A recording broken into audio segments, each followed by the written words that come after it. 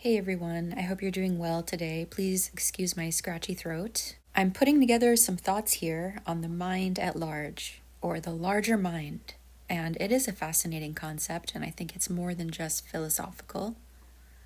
It's something that I've been suggesting throughout the past year in my videos, especially when I was speaking on the Telepathy Tapes podcast, connecting the morphic fields of species that collect data as information grows within the environment of the species and is somehow etherically stored away in a library of sorts that can be accessed at any time by anyone else in that species. And sometimes there's cross-species examples, which there's this one incredible story about a pack of elephants that was taken care of by a gentleman for a certain period of time, and then the man moved away. Some years later, he passed away. All the elephants traveled some crazy distance intuitively, knowingly, with their pack to mourn at the gentleman's residence after he passed. After a few days, they left, and how did they know? So that was a really good example of cross-species sharing of information. We also know that Rupert Sheldrake talks about the sense of being stared at, as well as one of his research projects, especially utilizing animals, pets. They can sense when their owner is about to come home, different examples like that. There's a way that we can tap into our subtle senses to pick up on more information than we think is available to us by the general five and use of those. Another podcast I love listening to is Jeffrey Mishlove on New Thinking Aloud. And it's been about 6 years since I've been listening to him. I know he's been around for decades, but I really love when he says, "mind at large," to his guests. And so that probably is the first time that particular phrase was seeded in my mind several years ago. And I always wanted to get deeper into explaining how it could be possible, more than just philosophically, and using cross-cultural references and different great thinkers' ideas as well. Across civilizations, ancient civilizations, this pattern repeatedly appears that a larger pre-existing mind underlies reality. That individual awareness is a localized expression of that larger mind. The cosmos is structured through intelligence. Human perception filters the larger field rather than generating it individually.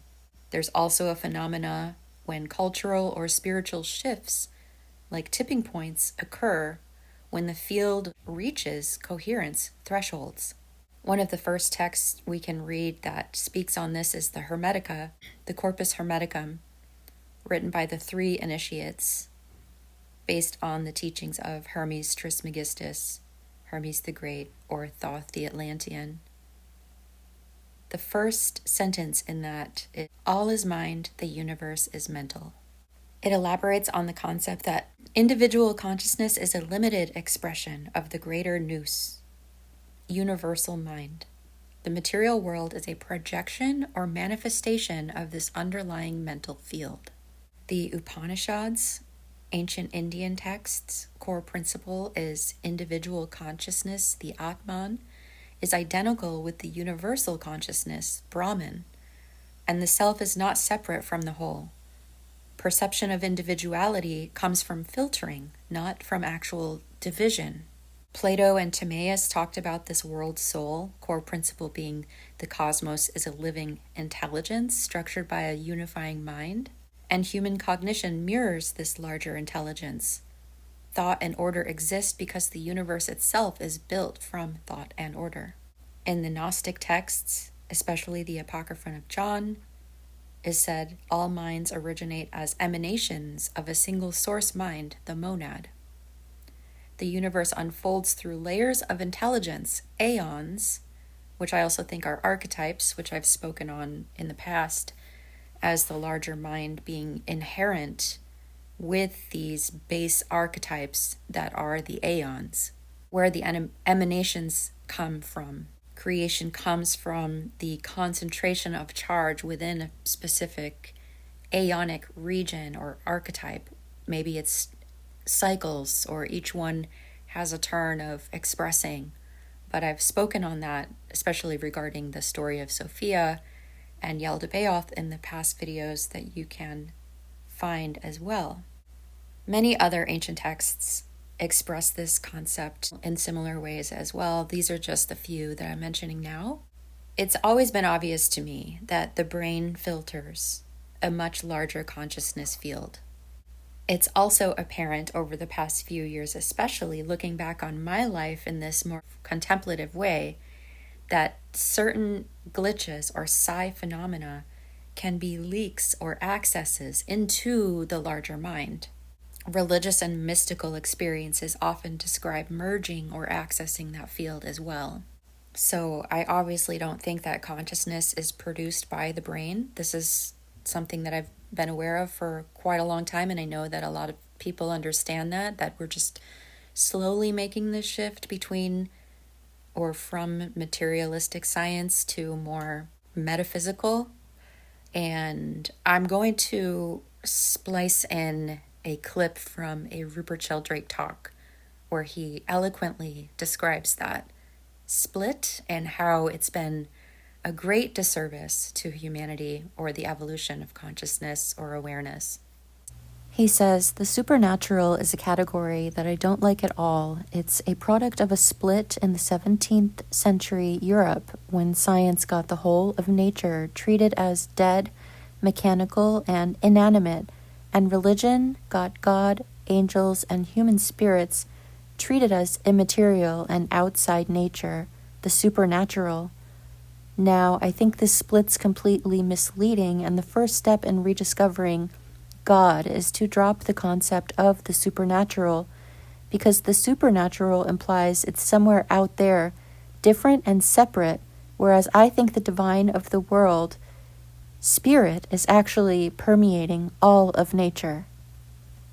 It was about 4 or 5 years ago, I was talking to a friend on the phone, and they were telling me about The Doors of Perception, a book by Aldous Huxley, and I just thought that title was so cool and it applied so well to all of the different doors of perception that we have in our individual minds, that when we experience glitches of our brain's operating system, one or more of those doors open for a period of time and we're able to glimpse into the larger field of reality. I started looking more into Aldous Huxley and learned that he was inspired by philosophers Broad and Bergson. He suggested that what we normally call the world is just a small slice of a much larger mind at large, funneled through the brain and nervous system so that we don't drown in the overwhelming amount of data that is making up all of reality.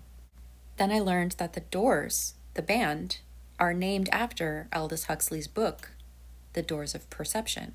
And Aldous Huxley was inspired by a poem by William Blake, which read, "If the doors of perception were cleansed, everything would appear to man as it is, infinite." I started looking into Bergson, the French philosopher, who also talks on brain not creating consciousness. Instead, it limits consciousness so that the organism can function in a world full of overwhelming information. He says the brain's job is to be designed to suppress almost all of information, allowing only what is practical for survival. He used the metaphor of a filtering device or a screen that holds back the majority of incoming impressions so we aren't overloaded by the full spectrum. C.D. Broad, a British philosopher of mind, theorized that what we call the mind isn't confined to the brain. Instead, the brain selects from a much larger informational environment, which he called the mind at large. That the universe may contain immense amounts of perceptual, emotional, symbolic, and intuitive data. And I think that there's the fundamental base level of archetypal makeup of the field of consciousness or mind at large. But as more individuations collect data and translate it through their specific filter, it adds more information to the field, so it's exponentially expanding. So through Aldous Huxley's research with different psychedelia and thoughts and research, he says the brain and nervous system act as a reducing valve, shutting out the majority of reality so that we survive inside a controlled, narrow bandwidth. That it's evolution that mechanisms close or tighten the valve and restrict input. Some of the experiences he described through his research were when these doors of perception were opened by one way or another, he was able to have increased clarity, removal of mental noise, a sense of isness or pure perception, seeing self-evident revelations, understanding the essence of things without analysis, perceiving significance without thought process, pattern recognition, greater color perception, greater geometric awareness, greater spatial dimensionality, full-formed clarity without needing reasoning, problem-solving, step-by-step thinking. He interpreted this as ideas arriving whole from the larger mind, not constructed internally. And then this relates directly to simultaneous invention and sudden intuition in the field. And if you listen to the telepathy tape podcasts, there are many times when the individuals say that it's not language that they're communicating telepathically. It's not like the English language, like you're receiving word by word of a sentence and then you hear all the words and then you repeat the sentence back. It's like an all-encompassing packet of information that describes all of the different dimensions of what's being sent so that the person is immersed in the experience of that thing, and then they know, like, oh wow, yeah, you're talking about having a picnic and we're going to bring apples and it's going to be sunny and all this stuff, because it sends the packet of the experience, not the words.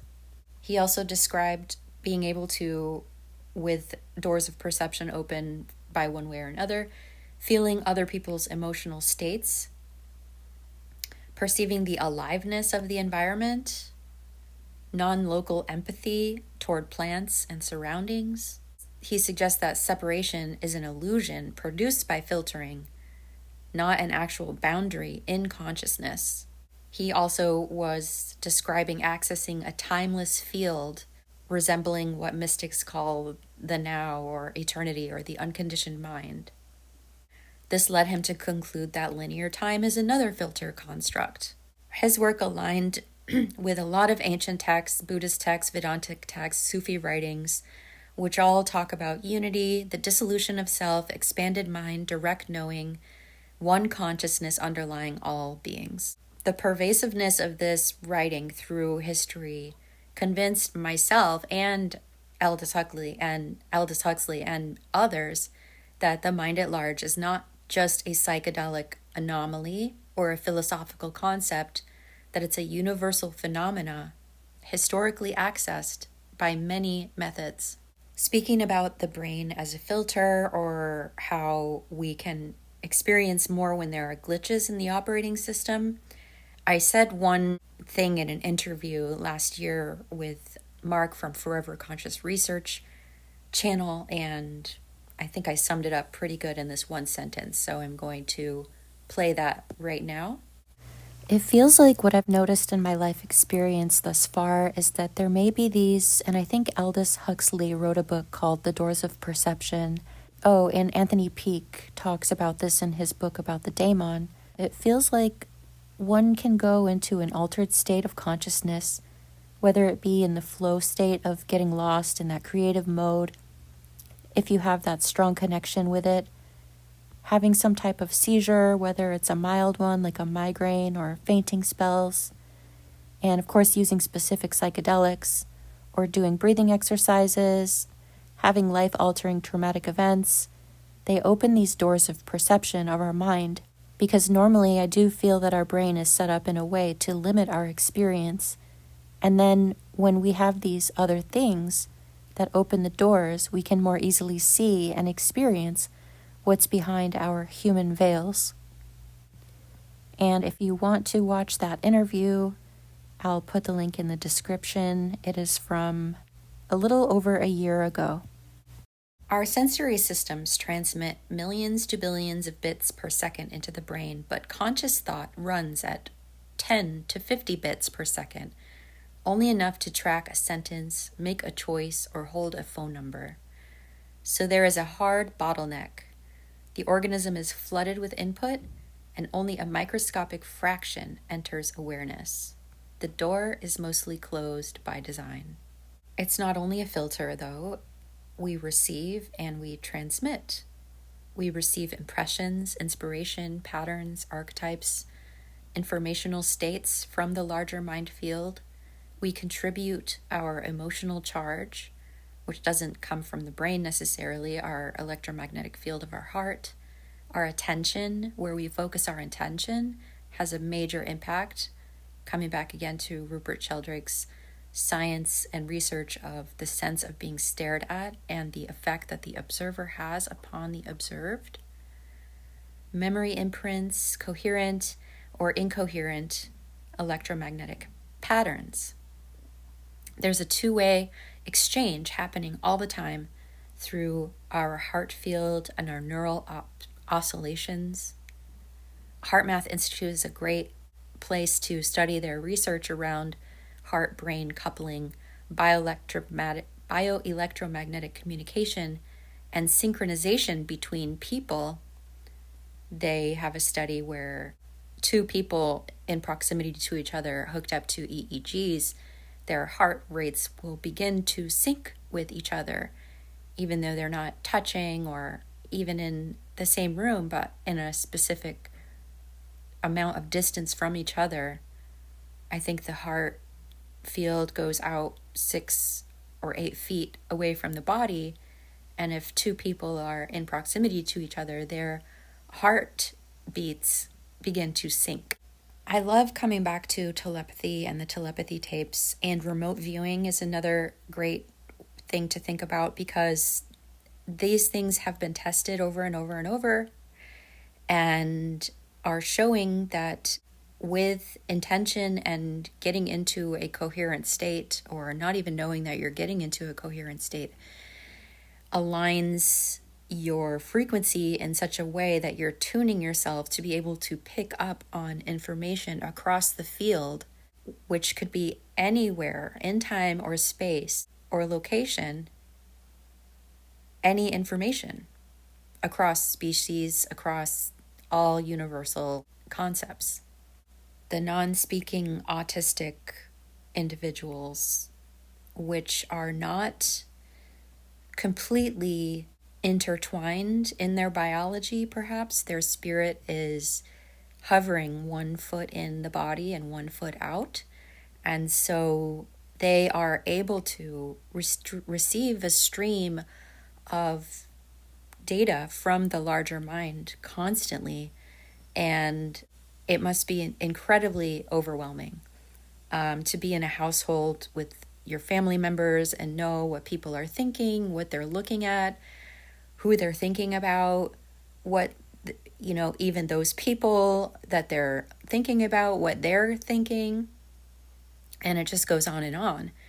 And they have a whole area in the etheric large mind that they meet up with each other, and they can have conversations, and they can be resting in their bed, one person in Washington and one in Virginia, and be able to have, like, they're sitting across from the table with each other, conversations.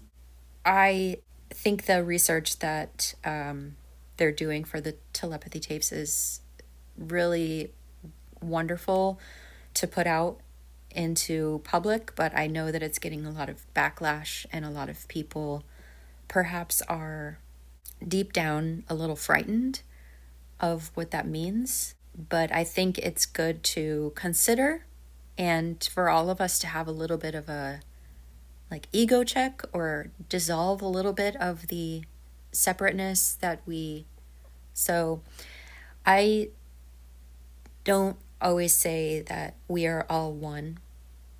I don't think we are all one.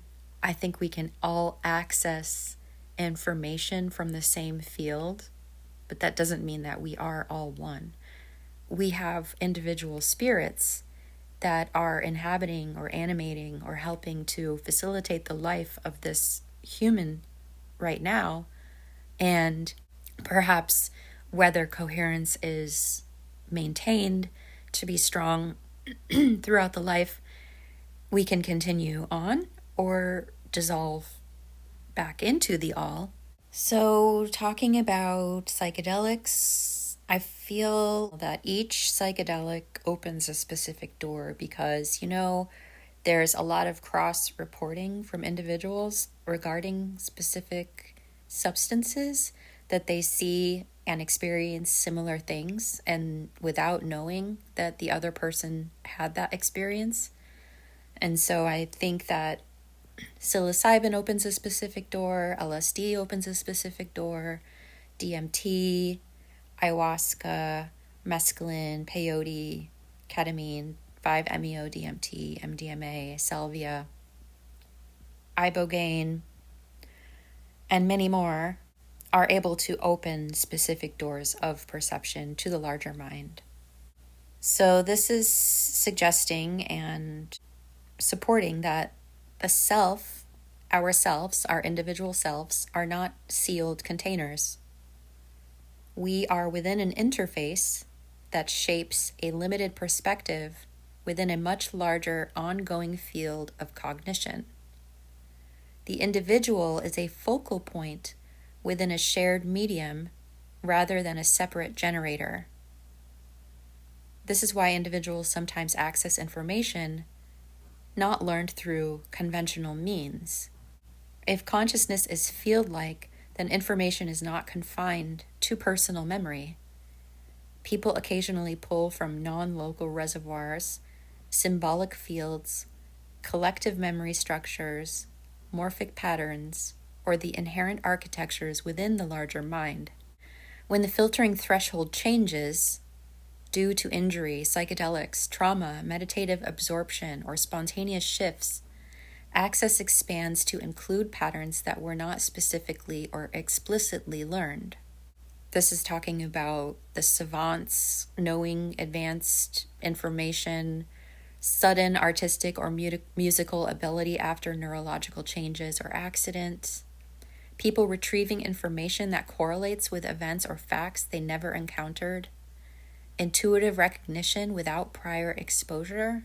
Learning is not personal. The individual is tuning into an existing pattern.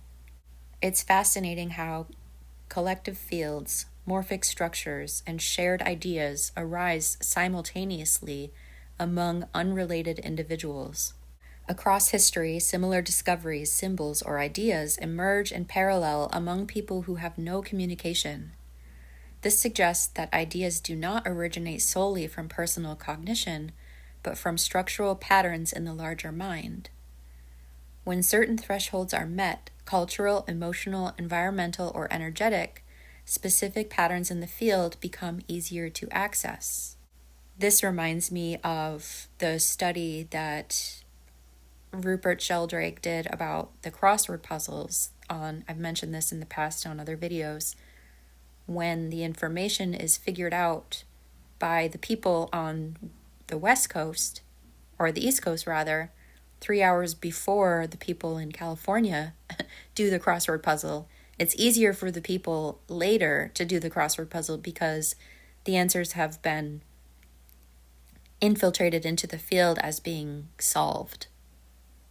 Another example that I've heard in the past and have mentioned as well is the breaking of the mile running distance time, or however you want to say that.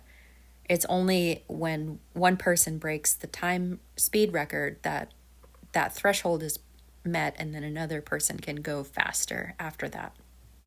I think it depends on each person how much access or the different times that they have available to draw from this larger mind. Each person has a unique neurological shape. Some systems are more open, some are more constricted, some brains are wired differently. There's the method of coherence or discoherence. Internal emotional charge, tension, trauma, or dysregulation can constrict access, but calm, coherent states expand the perceptual aperture. Basically saying a chaotic nervous system narrows perception, a regulated one increases it.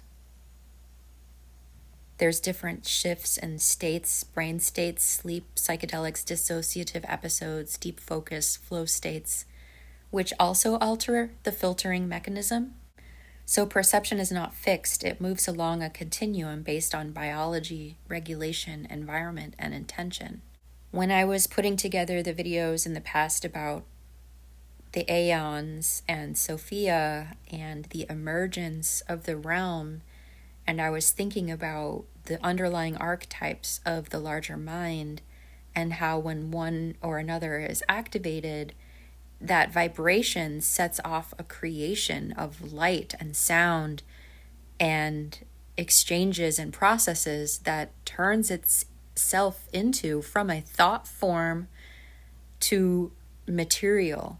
And with this research that people are doing on plasma and sentience and Robert Temple's New Science of Heaven, pointing to how the dusty complex plasma can self-organize and draw charge from the outer environment within itself, I imagine that the underlying archetypes with focused charge, the thought forms and the intentions within that specific archetype create from that resonance, and whatever is created from that resonance is begotten of that. So within that particular system or realm, everything mirrors or sort of self-simulates to that original thought intention.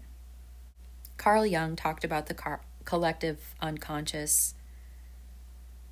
He talks about archetypes arising from a shared non-local layer of mind that every human, I think everything participates. I think it's underneath humanity. It's more than a species. It's the larger mind.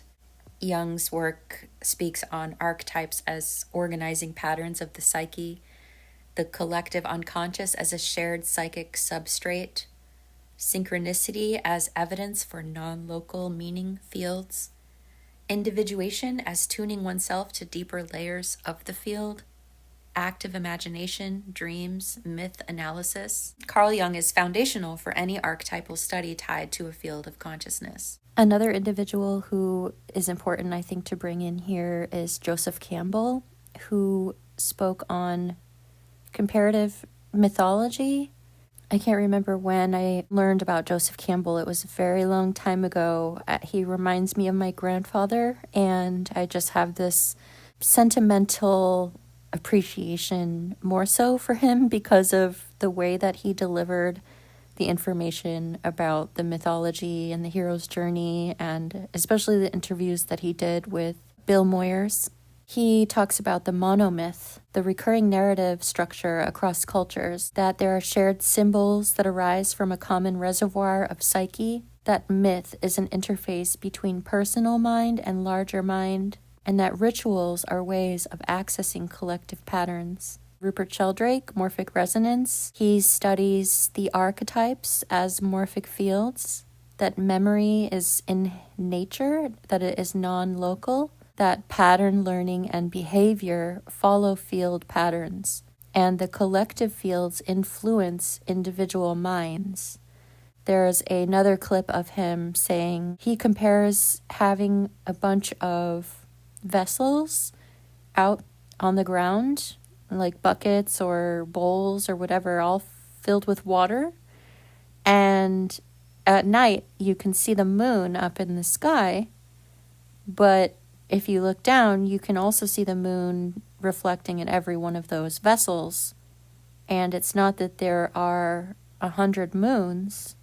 It's just that the one moon is being reflected in the several vessels. And I thought that was a really good analogy. Plato spoke on the realm of forms. I just made a video talking about the Platonic solids and the possibilities of them sort of correlating with the blueprint of these plasma discharges, the shapes and forms that are inherent, that sort of mold or morph the discharges into, I think is basically the flow of electromagnetism within the greater torus field that is constricting the flow and the patterning to arise like that. I also mentioned previously the book Big Magic, where it talks about ideas as things, and that knowledge and patterns seem to travel from person to person in ways that are difficult to explain through direct communication. I definitely experienced this myself as I've been studying specific niche topics and then commenting on how it's shocking that other individuals seem to be having the same insights.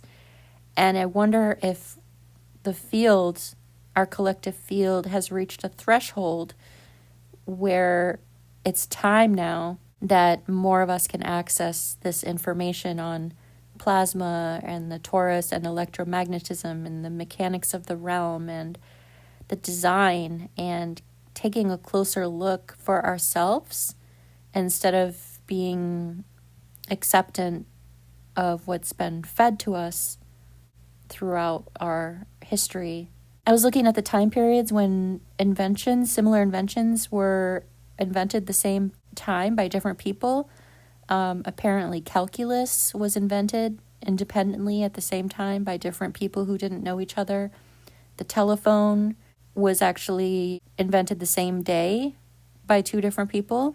Natural selection as a theory evolved from two different people in the same time. And non-Euclidean geometry, 3 different mathematicians. And these inventors had no contact with each other, yet they access identical, complex ideas at the same time. There's a concept called innovation clusters by Louis Leakey, talking about how anthropologists note that major tool innovations appear in multiple places at once without migration or contact. The experiments that Rupert Sheldrake does with morphic resonance, documenting categories of phenomena suggesting that once an idea or behavior enters the collective field, others pick up on it more easily. The research has been done on mice that learn new mazes faster in distant labs after a population in another lab learns it. The puzzle solving phenomena that I described earlier, and there's so many more. I really recommend looking into him, and I'm glad more people are talking about him too.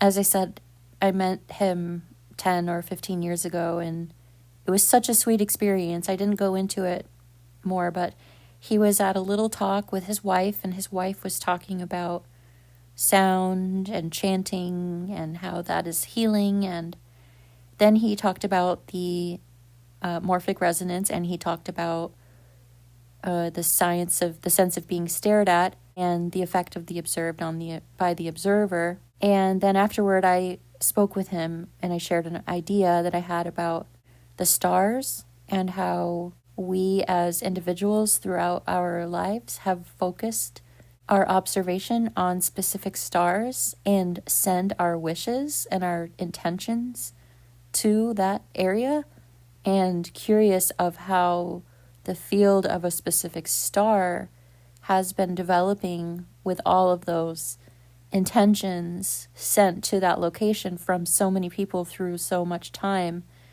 And I've been wanting to write a little book about that, a kid's book. And now that I've said it out loud, perhaps it will come to fruition quickly somewhere else.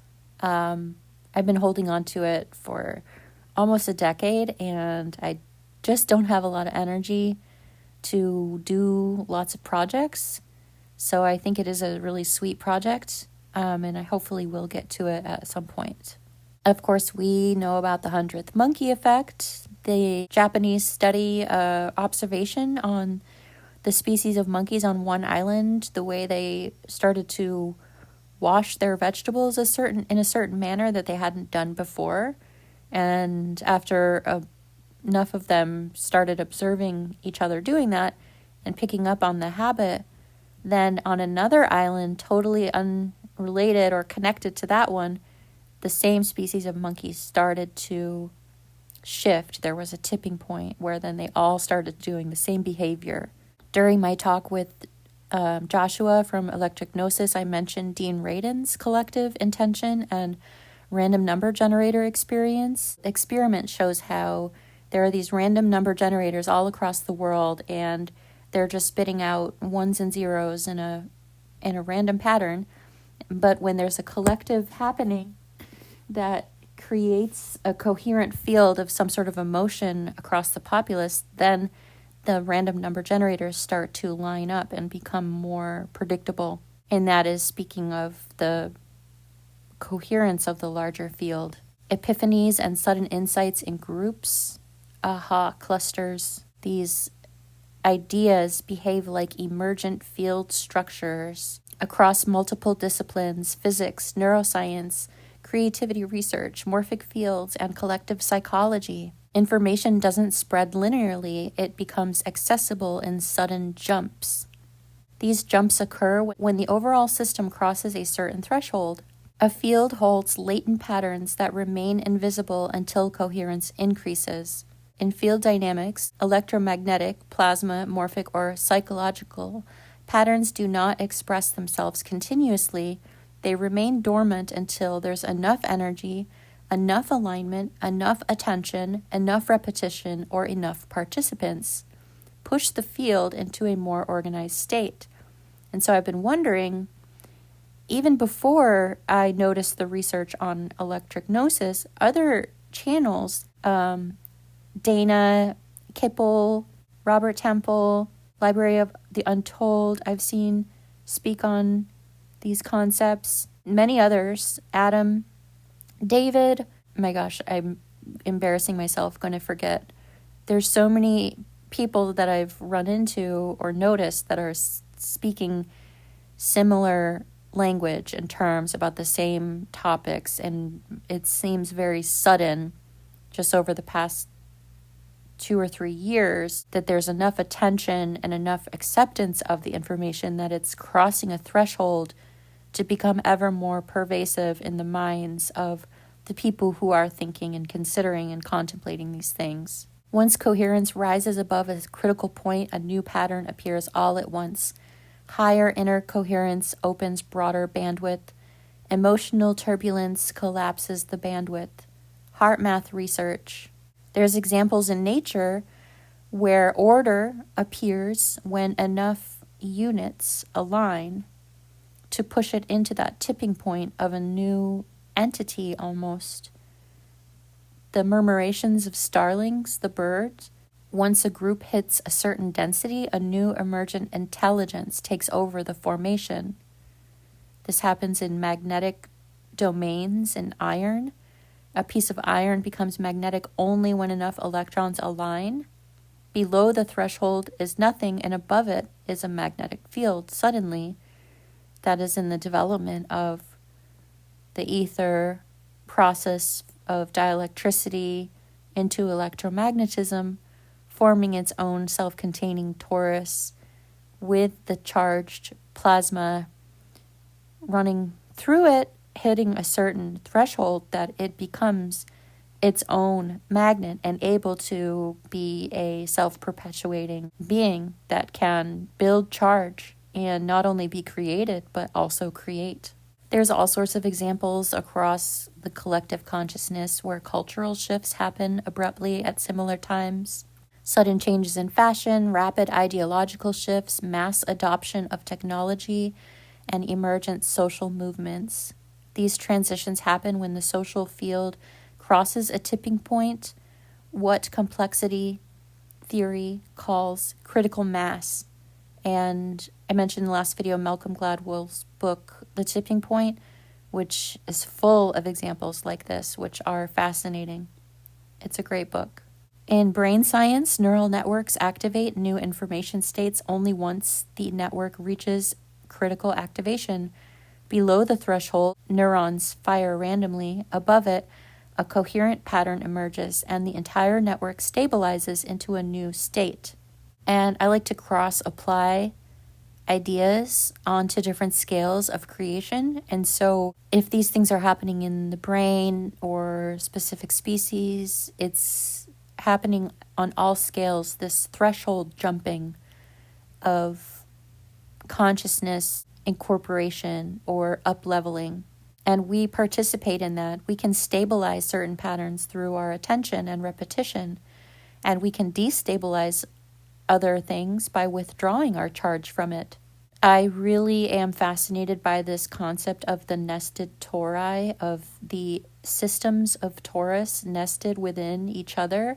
I don't even know how micro to how macro. I know Jay Dreamer's on a video I just saw, he was talking with Anne-Marie Uber, mentioned something about the cells of one thing in a larger body, and in each direction, I can't remember how exactly he said it. I'll try to find it and put it here.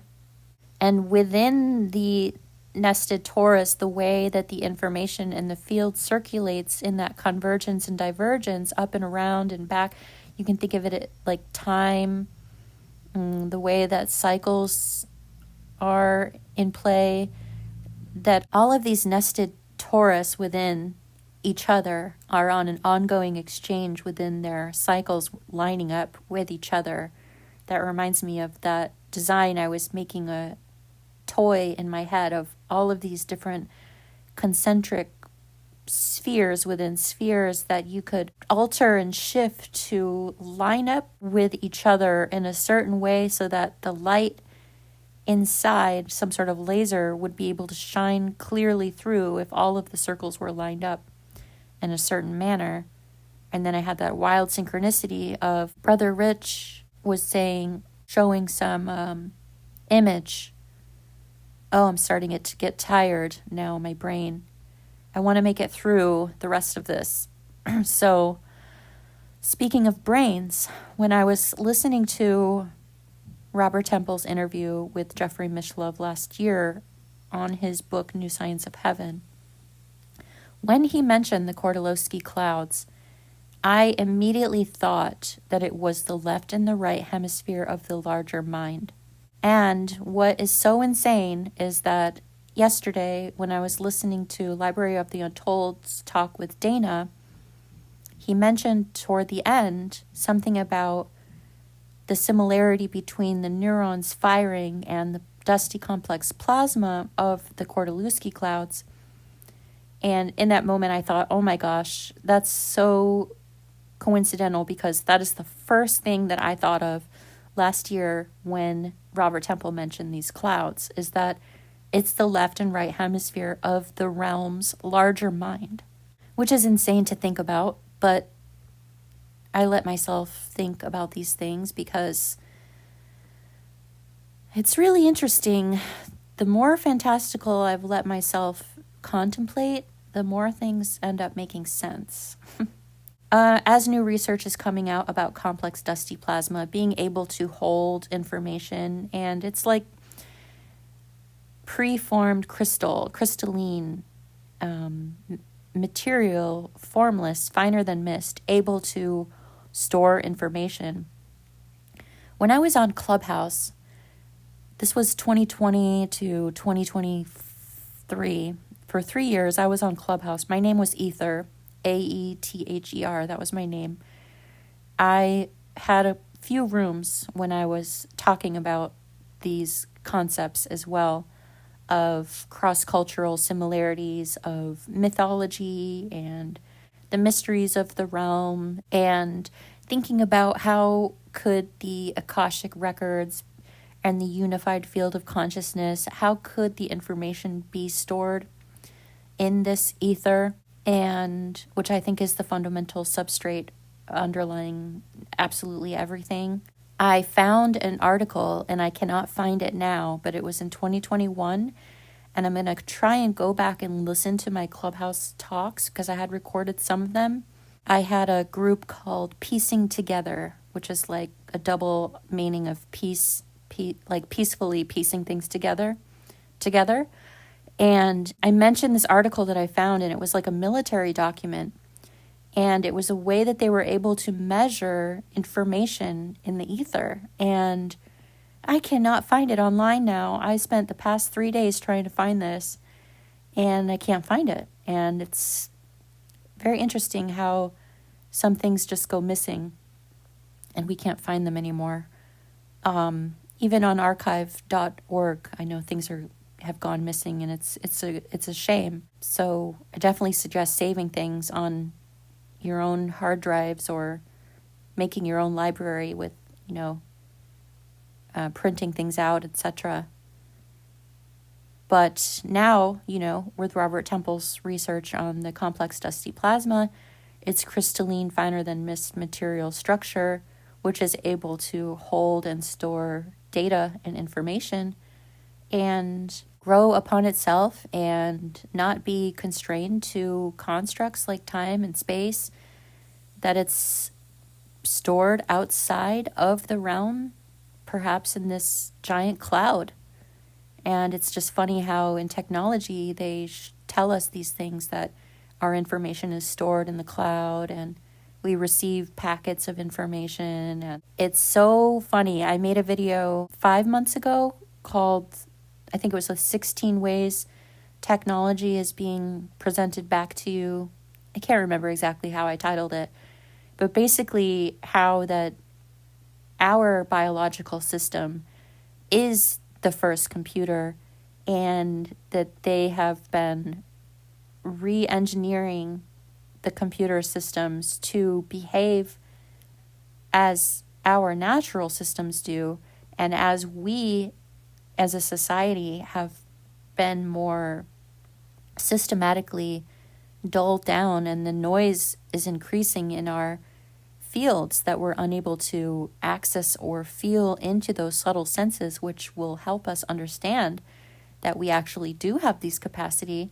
Well, and then they sell it back to us like it's some great invention, when actually we are able to do these things and more by ourselves without. And as a matter of fact, if these waveforms and Wi-Fi and all of these signals were not here, then we would be able to access our technology easier. So, wrapping it up, I have to, because I'm getting so tired. Consciousness is a field. I don't feel like we have consciousness. I feel like we have awareness. We have a lesser or greater awareness of the field of consciousness. We don't have consciousness. We have filters designed that are only giving us particular sensory input. Ideas and archetypes they're in the fundamental substrate, and we act as tuning devices. And when we are in sympathetic resonance with one of those ideals or archetypes in the field, it pulls to us into our filter, our mind. We're able to grasp onto it or pick it up because we are in sympathetic resonance with that information. So we can think about creating a more coherent field, one individual at a time, and each of us contributes to this larger field through the way we regulate our own systems, our clarity of our intention, and the steadiness of our inner state. And when individuals become more ordered, more honest with themselves, more clear, doing the work to clear out the gunk in our conduit that's been building up from trauma and repression and emotions that haven't been released, we can become more consistent in how we hold our signals. And then the entire field becomes more capable of reaching its next threshold. This means personal work is not isolated or small. It's a part of the mechanism by which the collective mind gains enough coherence to shift states, like that jumping that I talked about. Every individual who stabilizes, learns, or integrates adds to the pattern of the realm, and at a certain point, the system accesses a tipping point, and the larger mind reorganizes when enough people reach that level of alignment. And I don't want all of this to make people feel like you're not individual because we're receiving information from a larger field. We all have individual spirits. It's amazing the coherence that our spirit, that our light body, our plasmoid, however you want to say it, our excitation of the ether, the vehicle of spirit for our individual signature that has imbued itself within this physical vessel for this lifetime. The strength that it takes to be able to do that is incredible. And so you are very much your own being. It's just that you are also an antenna and you can pick up on a larger field of information. Adam David, who I had a talk with some time ago, did a couple of videos on the double layer of the individual light or plasma as an electron charge sheath of sorts, which I heard Dana and Library of the Untold mention yesterday, and was another coincidence because I've been wanting to talk about these double layers and the way that we can remain individual within a collective and what that means.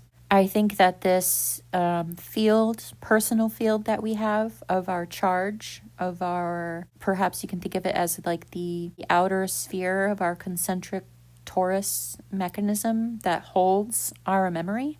The memory is not stored in the brain. It is around us like a field that we're carrying with us. And it has a charge and it emits a signal and a frequency. And it either magnetizes or repels to us specific experiences, depending on the makeup of that. And no two individuals have the same charge. I think also that the subconscious is a buffer or another layer or mechanism of the filtering, that it's the larger mind, and then it goes down into these funnels, which I really don't think it's just hypothetical or philosophical with this funneling thing. As I mentioned in the last video about the quantum tunneling, going from different dimensional states by this vortexing that is evidence all across different works, the elements, the water vortexing, Victor Schauberger, the way that the torus electromagnetism rotates upon itself, that vortexing in the hyperbola that goes down into the dielectric core, where is the plane of inertia, where further creation happens. That flow is more than just physical, it's also philosophical and metaphysical. And so I feel that the larger mind flows into through a wider filter of your subconscious and then into your localized mind. But the subconscious, the state of your subconscious indicates the characteristics of your filter, of how you are filtering the information through and receiving it. So many different people can receive information in slightly different ways depending on the conditioning of their subconscious mind. And in the subconscious is our stored memory, our unresolved emotions, our learned associations, our conditioning, our instinctive patterns, our personal symbolic library, our personal meaningful archetypes along our own hero's journey.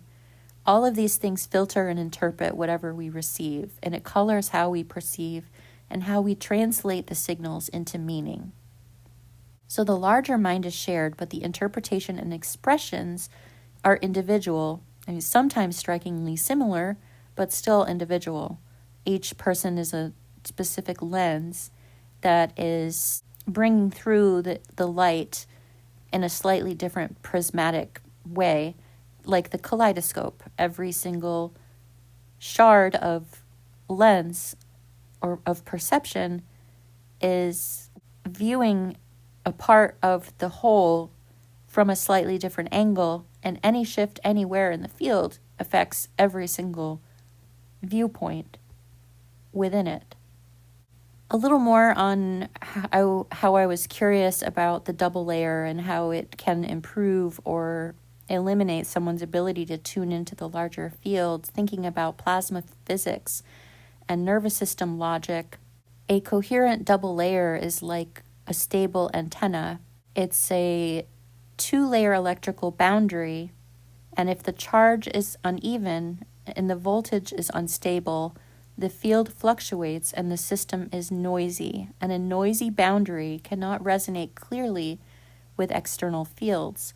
But when our charge becomes coherent and separates cleanly, the voltage difference stabilizes, the boundary becomes smooth, and the field is predictable and rhythmic. A stable boundary receives a signal with higher fidelity, like a tuned antenna. With a lot of trauma in the subconscious and emotional tension and nervous system dysregulation, this is why I think it's so important to be consistent with the work that you do about maintaining the integrity of your biofield, because it directly relates to your charge turbulence or lack thereof. And if there's internal turbulence, it affects the way that you're able to receive information or send information, or how you are contributing to the larger field, the ripples that you make on the larger surface in the cross-section that they have affects all of the other ripples that are being made. And so what is the quality of your signal? There's interesting concepts about this threshold and how if we can reach a certain threshold of coherence as a collective, that it quantum leaps us into receiving higher octaves of information and capacity, and sort of unlocks the next level to our human or lived experience. And I sometimes get a little frustrated thinking about that. We're only as strong as the weakest link in terms of a collective, because we're sharing. Everyone has influence on the greater field. And so how important it is for each individual to do their part. And, this is while we're here, right? Like, maybe people retain enough coherence after death. I mean, there have been images or reports of people showing orbs or light bodies leaving people after death, or animals. And then they go on and they leave this realm. And I mean, not to throw too much in here, but why not the electromagnetic quality of the earth itself may have a strong pull on this light? Or,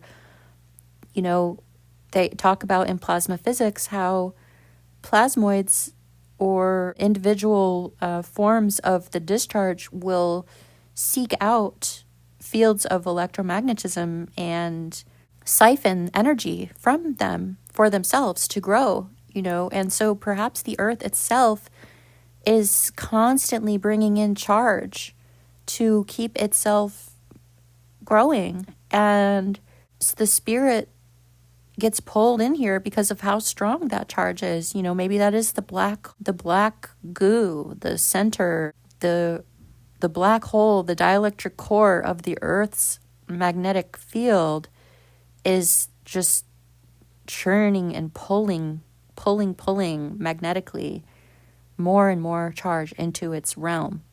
So, but what I'm saying is, if after you leave, hypothetically, your body after it dies, you can focus your attention to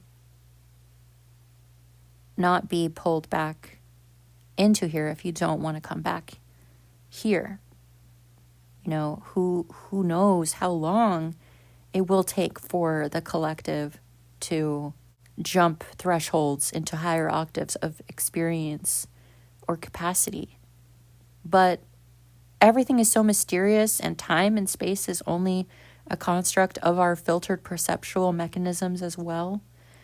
We don't even know that if we leave and come back, that we would be coming back at the same time. It could be 5,000 years into the future. It's so wild to think about all of this stuff. And thanks for listening to me. If you've made it this far, let me know in the comments what you think, or just say hi. And I appreciate it. I'm really having a fun time as I'm resting here with my back. I'm in so much pain, and it really helps me to, as I'm drifting to sleep at night, instead of focusing on how uncomfortable I am, to focus on these incredibly fascinating topics that help me understand my life experience, as I've been a mystical type individual my entire life. And this is like a lifelong culmination of ideas coming together through the help of great thinkers, and now meeting up with other channels and friends that are on the same wavelength, and just helping it all come to stronger signaling in the field. And that is really, really cool. So yeah, thanks again, and talk soon.